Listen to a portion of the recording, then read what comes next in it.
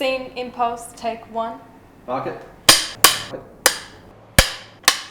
Hey, I'm Impulse Control and I use any pronouns. Hi, my name is Dakota Howard. I go by they, them, and out of drag, I go by Daniel. Hi there, I'm Flynn V. My pronouns are he, him, and I'm a drag artist from Perth. Hello, my name is Justin Sider. My pronouns are he, him. And when I'm not wearing this lovely beard, my friends call me Hannah, and my pronouns are they, them. My name is Serenity Von Varda. My pronouns are she, her. Out of drag, they are they, them. And I have been doing drag for just over 3 years. I've been doing drag for about a bit over a year now. Well, I first tried it out back in 2019. When I first started drag, I was actually still in a relationship with my ex-fiance. And he was, funnily enough, very supportive of me dressing up as a girl. So the first time I did drag was just before I got top surgery, so I got a double mastectomy, and it was really fun, but I had to take a big break while I recovered, and now I've been doing it sort of non-stop since then. I started doing it more full-time last September. It started to become my main focus and my main priority, and I haven't stopped since. I'm still going. My friends love my drag. I've been really lucky to have such a supportive group of people around me from the beginning. I mean, they love the free drinks, so it works out. My friends love it. My friends love what I do. They're very supportive. I have a lot of friends that also do this same type of thing in my community. Well, when I started, I tried to make it a secret thing because I thought it would just be something outside of my personal life, but eventually it caught wind that I was doing it and everyone was really supportive and really excited to see what I'd do. I've had people help me with my costumes, I've had people teach me elements of makeup, and not only my friends out of drag, but also my friends in drag. Like, I'm surrounded by a vibrant and diverse community of drag performers that I feel very grateful to be able to call my friends. So I am always supported by them, which is great to have the friends support what I do. When I started doing drag, my family were a bit more iffy about it. It's a little more confusing, just in general, to people who aren't in the community, I guess. I told my sister first, only because I knew that she would be the most understanding about it. She doesn't mind, but she also doesn't get it. You know, as an AFAB person as well, they kind of see it more as a costume, but you know, they've come around. It just takes a while to explain it, I guess. And AFAB is just someone who was assigned female at birth. My family thought it was great. I mean, my mum comes to a lot of my gigs. She's seen pretty much everything I've done.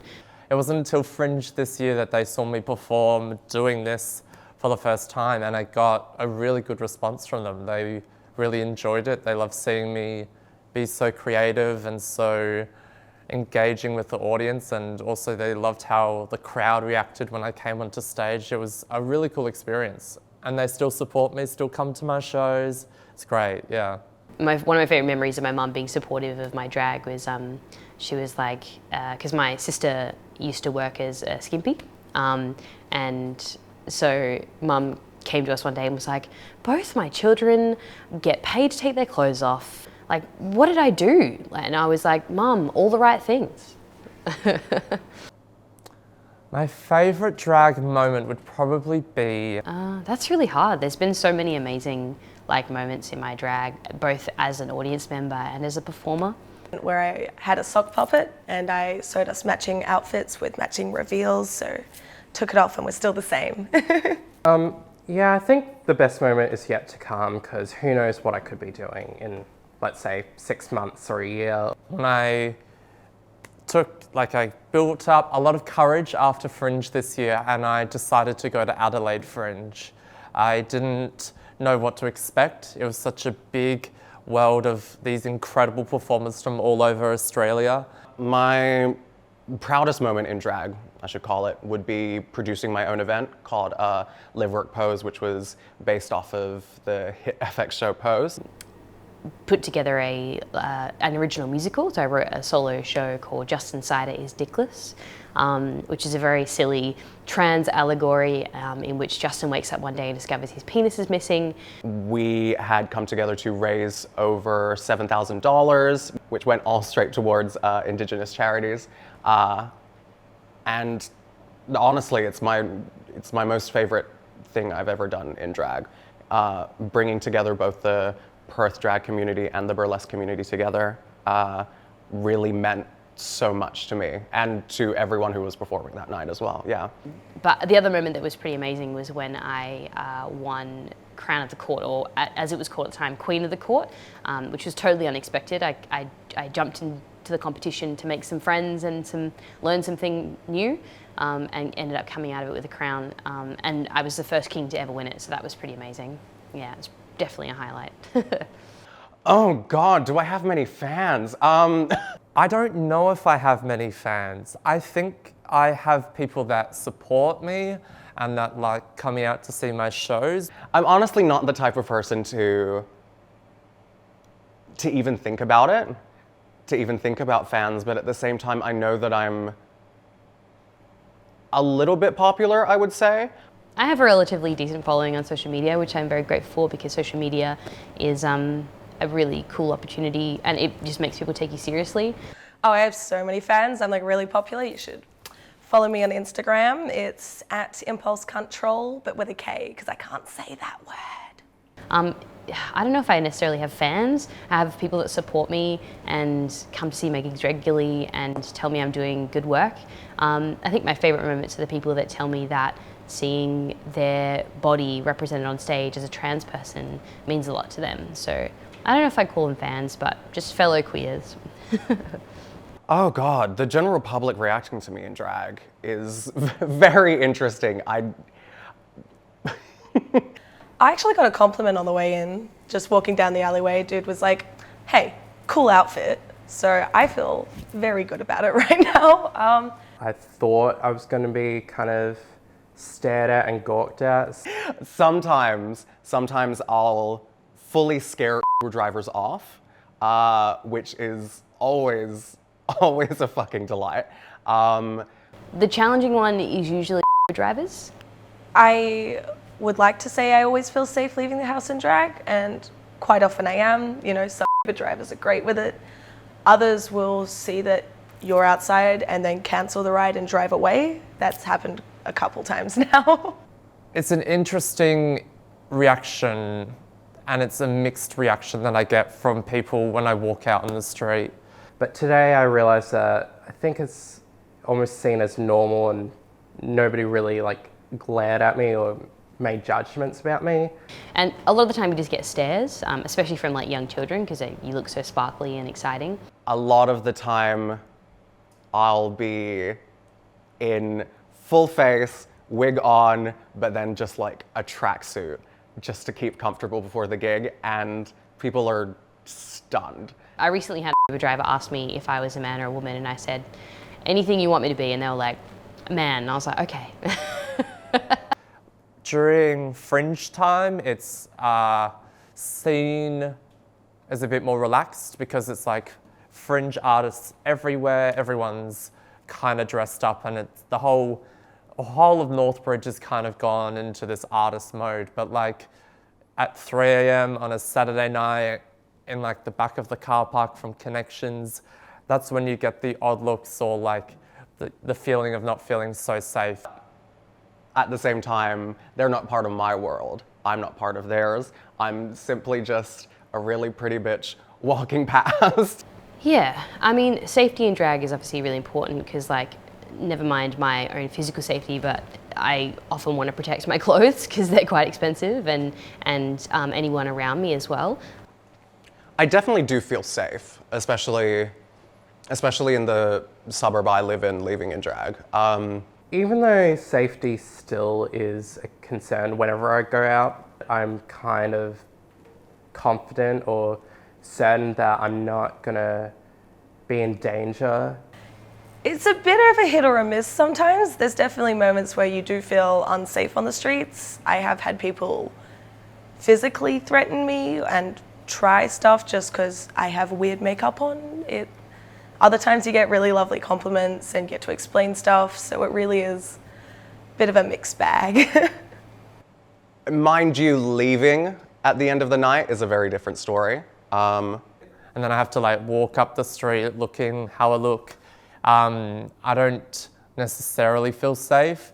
It's never the safest to be a drag queen leaving a club in the middle of Northbridge, especially in like the mere hours of 2 to 5 a.m., which we normally get to clock off. I haven't really had any overly negative experiences in drag, but yeah, leaving the club or leaving a gig late at night with drunk people on the street can be a little scary sometimes. Yeah, definitely. Drag is, unfortunately, as much as it is fun and a part of the nightlife scene and an art form, it does put us in danger, especially at nighttime. It could be homophobia, it could be transphobia, it could be, honestly, people who are just drunk and don't understand and are just looking for a fight at the end of the day. There are definitely some not great things that happen when you're in drag, but I think it more than makes up for it once you're in the venue. I think as the biggest misconception about drag is that we want to be like that all day and every day. I think the biggest misconception with drag is that it isn't just purely boys dressing up as girls or even girls dressing up as dudes. It very much varies, and it's just another way to express yourself. It doesn't have to be inclined towards any gender. I think one of the biggest misconceptions of drag is that it's just for cis gay men.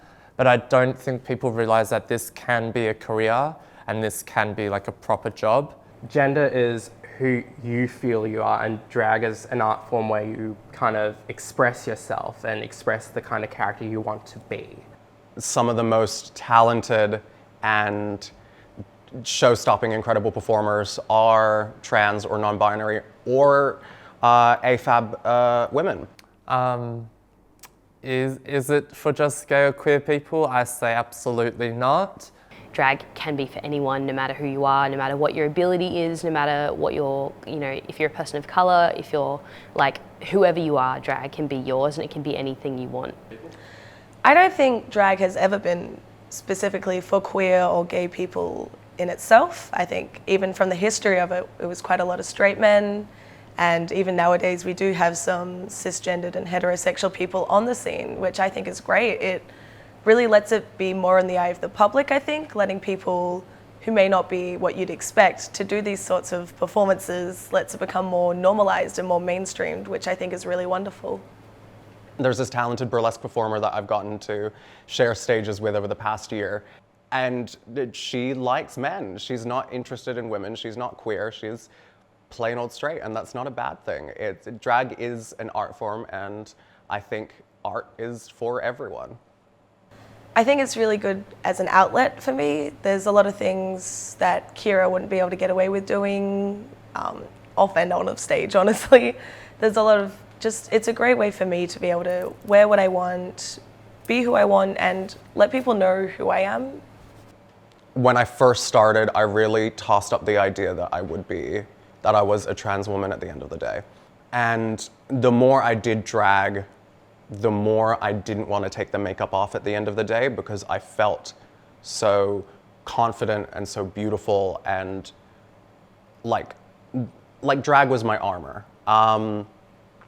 Slowly realizing that wasn't the case, and that at the end of the day, as much as it is my art form, it is also a job, and I do need to rest and relax. And the more I started to embrace actually taking off the makeup, I realized that I wasn't actually a woman, I was more non-binary. So drag has really helped refine my Google search terms when it comes to my own gender.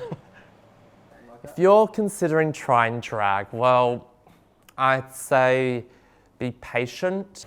If you've been considering starting drag and trying it out, even just at an open mic night near you, I would highly recommend it. I think it's such a wonderful thing, even just to see once if it's something that would suit you. Just don't be a dick backstage, that's all we really care about. I know that I've gotten questions about that, like, where do I start? I don't feel like I can do this because I'm not going to make up selling performance. But it's just like, those things are things that come with time. And it's like any creative skill, practice makes perfect. For anyone actually considering drag, I'd say you have to remember that drag is a political statement. You're coming into the space of queer people. You're coming into the space of people who are at the fringes, who are unfortunately not conventional enough for society, and this is their way of expressing themselves.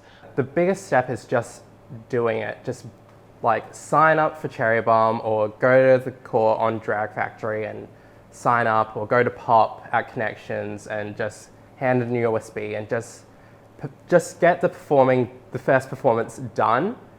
And then after that, you can think about like, okay, how can I improve on this? Go and watch a lot of performers, go and watch a lot of different types of performers and try and learn from all different people. Just learn as much information as you can. If you're thinking about starting drag, I would say, heck yeah, do it. It's the most fun, and you will be covered in glitter for the rest of your life because it involves a lot of that. And go and buy some rhinestones because rhinestoning is so addictive. And give it a go. You might like it, you might not, and that's okay either way. Drag has changed my life in so many ways. It's helped me meet so many incredible people, and it's helped me learn so much about myself as well. Drag really is such an opportunity to play and to connect with parts of you that you might have thought weren't there anymore. Definitely a lot of childlike fun and creativity and interest. So definitely try drag, especially if you're someone that's questioning your gender, because drag really gives you an opportunity to step into the shoes of someone else, whoever that might be and whoever you want to try and be. Sugar sweet, you got what I need. Sipping on the potion, all that good emotion, just my kind of